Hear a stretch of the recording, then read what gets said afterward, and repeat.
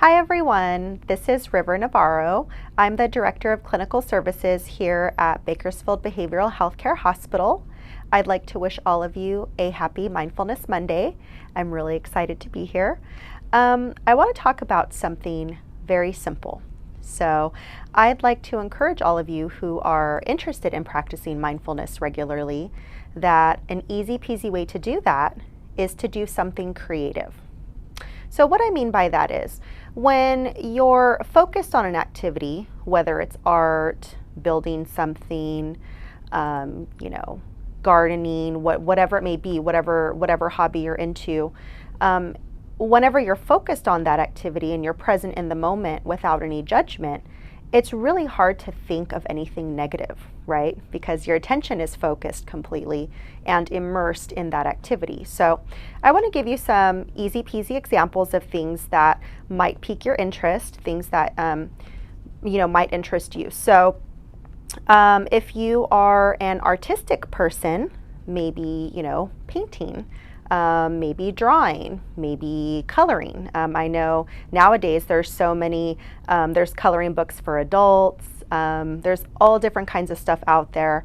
I actually bought this really cool one recently for my niece who's an adult, and it's a sloth coloring book because she likes sloths. So nowadays there's so many things out there that you can purchase, whether it's from Amazon if you want to stay home and you're social distancing or you're under quarantine. A lot of people are shopping more online, obviously, or doing curbside pickups, that sort of thing. So if there are art supplies or things that you need to buy, that seems to be accessible to most people now.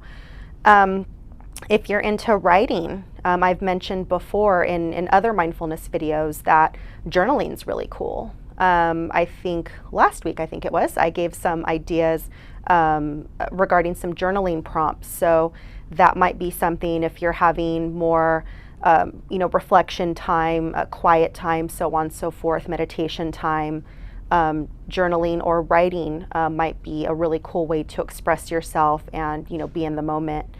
I also really like the idea of creating things. So a lot of us we are creative and we're engaging in activities, but sometimes we don't realize that we're being mindful. So you might be practicing mindfulness and not even realize it. So I'll give you a couple examples of that.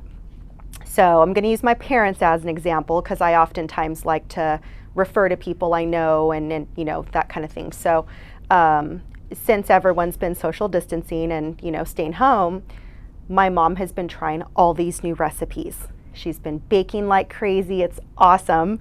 I'm not complaining, but there's this creative side of her that's coming out. She's trying these recipes. She's substituting different things. The aromas in the home are amazing. I'm not gonna lie.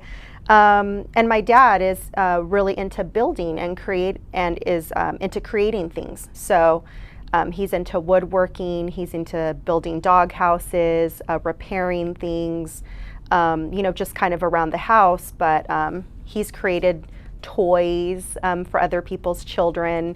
It's really cool to see them practicing the skills, even though I know they'd laugh at me because they don't realize they're doing it. So I just want to point out that many of you are very creative and you have that side of you, and oftentimes you don't realize that those mindfulness activities can contribute positively to your mental health.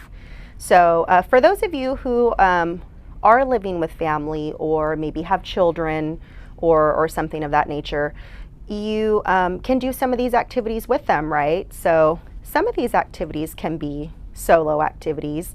For example, when I bake, I prefer to do that alone. That's just my preference. I like to practice being mindful, measuring out all of the ingredients, tasting what I'm making, smelling it, making sure it's to my liking. So that's a solo activity for me, but I do also enjoy cooking with other people. So whether you choose to practice being mindful by yourself or with others, I just think it's really important to focus on the activity itself so that you really don't have any way of worrying about the future, thinking about the past. You're just completely present in the moment. So I hope these ideas were useful. I hope you liked them as much as I enjoyed presenting them, and I look forward to making more videos in the future. Have a great day, everyone. Bye.